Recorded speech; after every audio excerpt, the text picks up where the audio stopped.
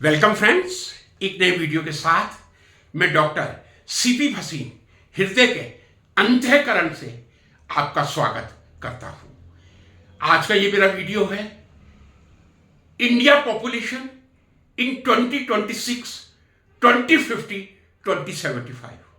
हम अभी कहां खड़े हैं अपने देश की जनसंख्या के संदर्भ में, 2050 में कहां होंगे और 2075 में कहां होंगे। कुछ आंकड़ों के साथ एक विश्लेषण करने का प्रयास मेरा इस वीडियो में है। आशा है आप अंत तक सुनकर मुझे लाभान्वित करेंगे। फ्रेंड्स, किसी देश की प्रगति, प्रोग्रेस अनेक फैक्टर पर निर्भर करती है। इकोनॉमी हो सकती है, एजुकेशन हो सकती है, लेकिन एक बहुत important factor which is very significant in the development of any nation, that is population। कितनी जनसंख्या है, और जनसंख्या के अध्ययन को ही हम साइंटिफिक भाषा में डेमोग्राफी कहते हैं। डेमोग्राफी का मतलब ही है scientific and statistical study of population in reference to fertility, mortality and migration. Demography से जुड़े हुए 4 शब्द हैं, टर्मिनोलॉजी है, जो बहुत संक्षेप में आपके सामने रख रहा हूं। पहला है रिप्लेसमेंट फैक्टर। रिप्लेसमेंट फैक्टर का मतलब है कितना फैक्टर निर्धारित किया गया है जनसंख्या के एक्सपांशन के लिए, जो इकोलॉजिकली बैलेंस बना के रख सके। अभी जो स्टैंडर्ड पैरामीटर है, ये कह दूं पॉपुलेशन ग्रोथ का, वो 2.1 है। जब हम 2.1 से आइदर टुवर्ड्स 2.0 और 2.2 माइग्रेट करते हैं, तब पॉपुलेशन इंक्रीज या डिक्रीज होती है। दूसरा है crude birth rate. Crude birth rate का मतलब है आपके देश की जो पॉपुलेशन है, 1000 जनसंख्या पर प्रतिवर्ष कितने बच्चे जन्म लेते हैं, पैदा होते हैं। तीसरा है जनरल फर्टिलिटी रेट। ध्यान से सुन लीजिए, जनरल फर्टिलिटी रेट का मतलब है किसी भी देश की जनसंख्या में 1000 महिलाएं एक वर्ष में कितने बच्चों को जन्म देती हैं।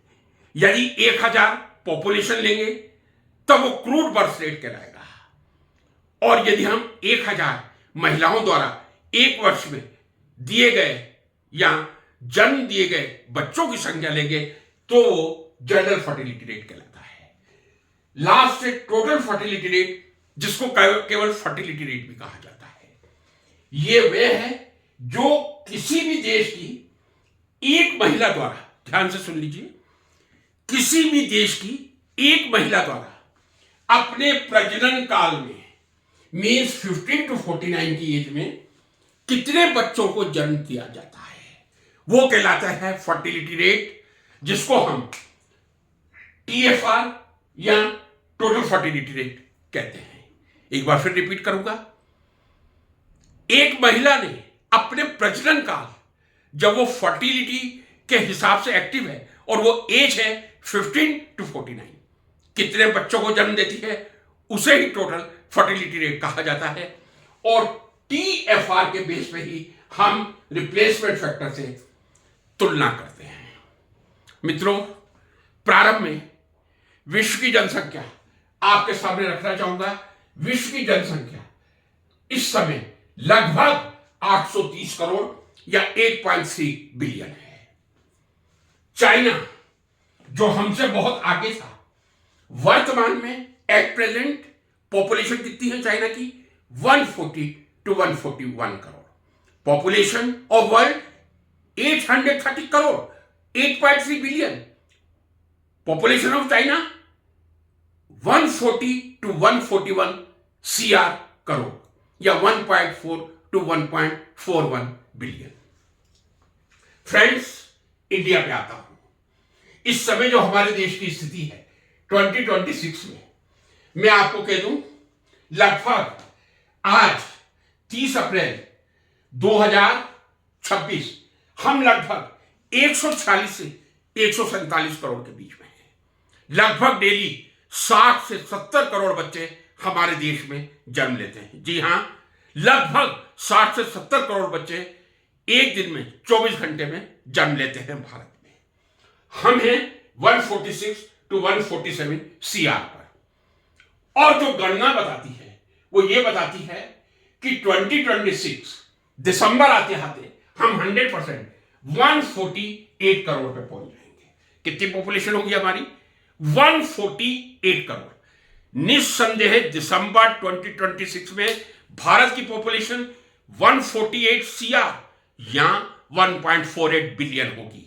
मैं समझता हूं चाइना की इसके आसपास ही रहेगी, जो वर्तमान है 1.4 to 1.41 CR या थोड़ी कम हो सकती है। अब हम देखें हमारे देश की स्थिति 25 साल और 50 साल के बाद कितनी हो सकती है।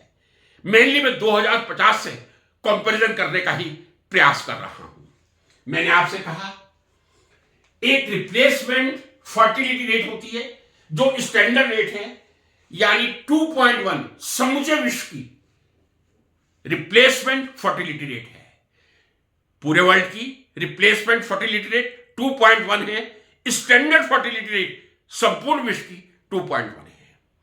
हमारे देश की टोटल फर्टिलिटी रेट 1950 में 6 के आसपास थी, यानी हर कपल लगभग 1950 में 6 बच्चों को जन्म देता था।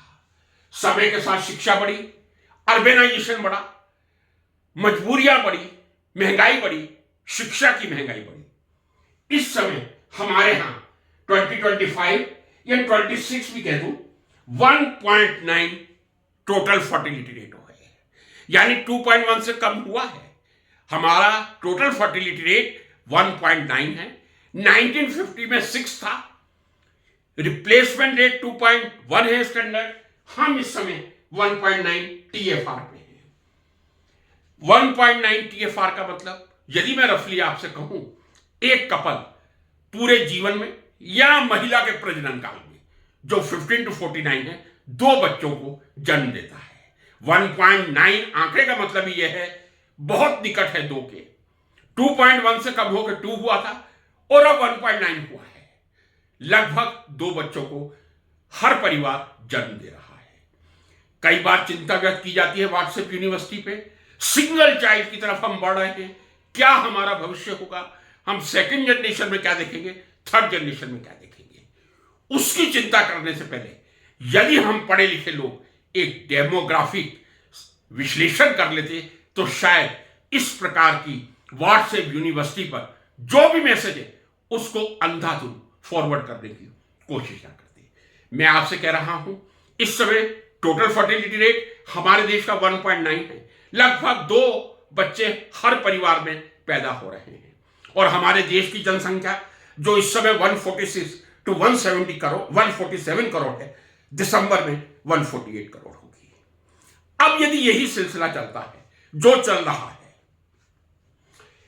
यूएनओ कहता है, यूएनओ प्रोजेक्ट कर रहा है, शायद 1.9 2026 में भारत की टोटल फर्टिलिटी रेट है तो 2050 आते आते 1.6 हो जाएगी। जरा ध्यान से मेरे साथ बने रहिए, बहुत इंपॉर्टेंट कंक्लूजन निकलेगा।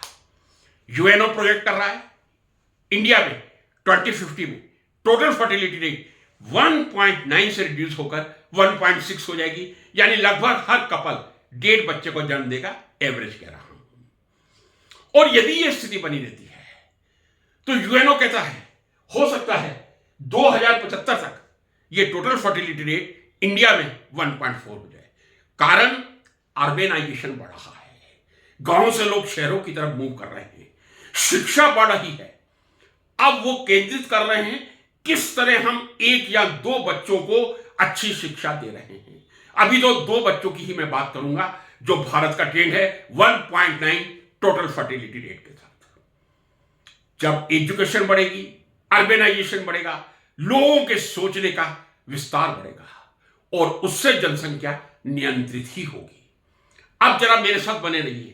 यदि ये यूएनओ का ट्रेंड चलता है जो प्रोजेक्ट किया गया है 2026 में 1.9 TFR, 2050 में 1.6, 2075 में 1.4 टोटल फर्टिलिटी रेट हो।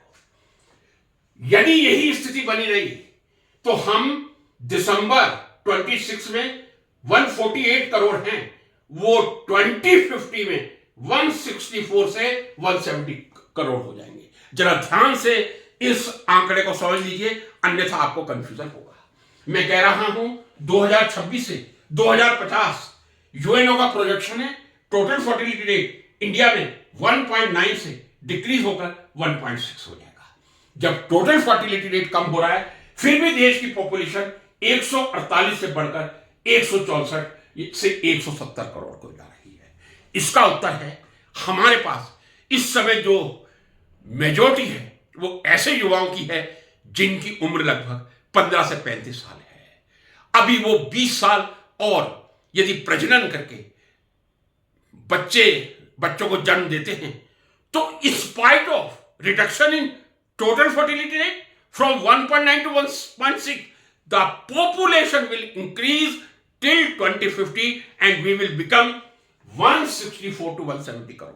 आपका टीएफआर कम हो रहा है, टोटल फर्टिलिटी 1.9 से 1.4 पे आ गया है, तो सॉरी 1.9 से 1.6 पे, आई एम सॉरी 2050 की बात कर रहे हैं, लेकिन आपकी पॉपुलेशन बढ़ रही है। क्यों बढ़ रही है?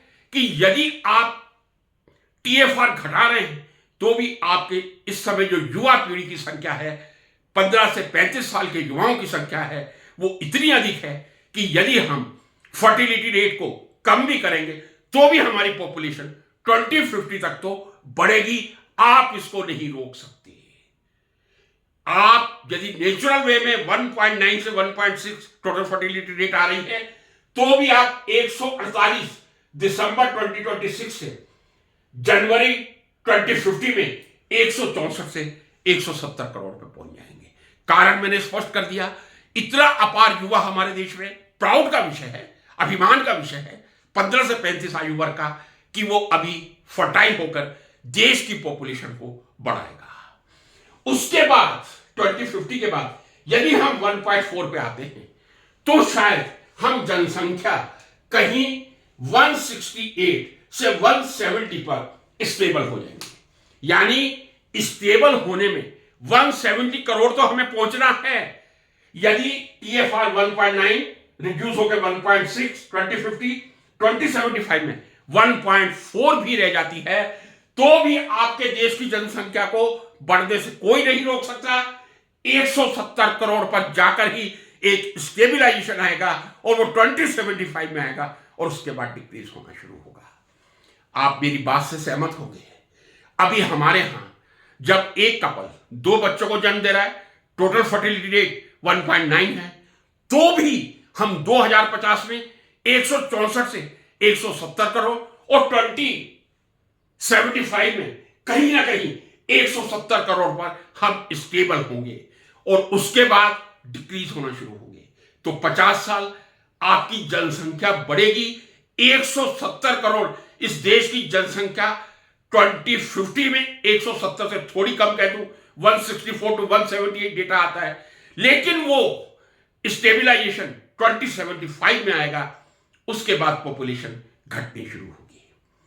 अब जो लोग एक बच्चे की चिंता कर रहे हैं कि एक बच्चा ही क्यों पैदा हो रहा है हमारे देश में, यदि इसी समय मैं कह दूं जो फर्टिलिटी रेट है 1 कर दिया जाए, टोटल फर्टिलिटी रेट 1 कर दिया जाए इमीडिएट इफेक्ट से।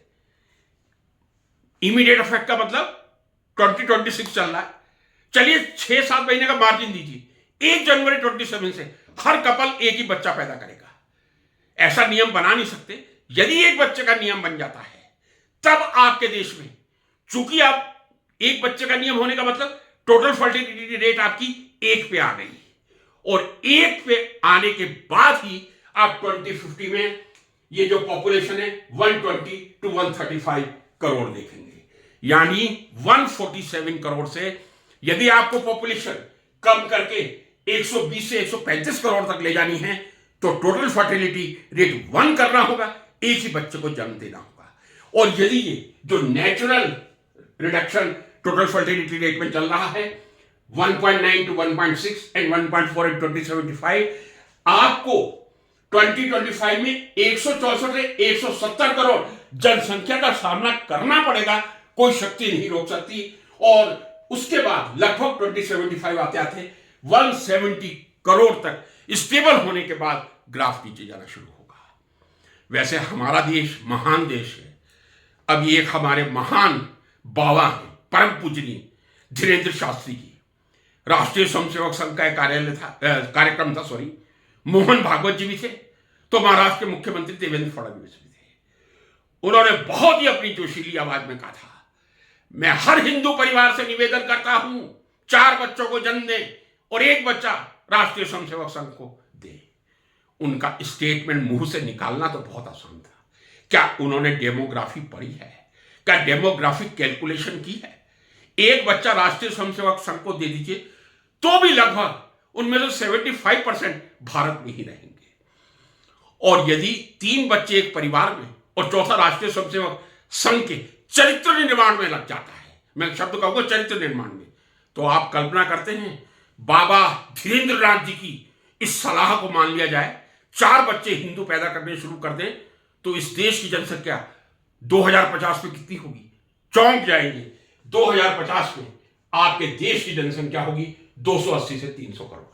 यदि 4 बच्चे हम पैदा करने शुरू कर दें तो 25 वर्ष के अंदर हमारी आबादी डबल हो जाएगी। अभी 147 करोड़ को कैसे मैनेज किया जाए, ये चिंता का विषय है। जो चिंता करना चाहे, जो चिंता नहीं कर सकता वो चिंतन भी नहीं कर सकता, और जो चिंतन भी नहीं कर सकता वो 4 बच्चों की सलाह दे सकता है। एक छोटा सा डेमोग्राफिक विश्लेषण एक सामान्य नागरिक होने के नाते आपके सामने पेश किया है। आशा है आपको ये एनालिसिस पसंद आएगा, और कोई कंट्राडिक्टरी बात हो प्लीज कंट्राडिक्ट मी। विरोधाभासी बात हो, विरोधाभास करें, कमेंट बॉक्स में विरोधाभास करें, मैं उसका स्वागत करता हूं। कुछ तो करें, आइदर फेवर और contradict, don't be neutral. Thank you so much.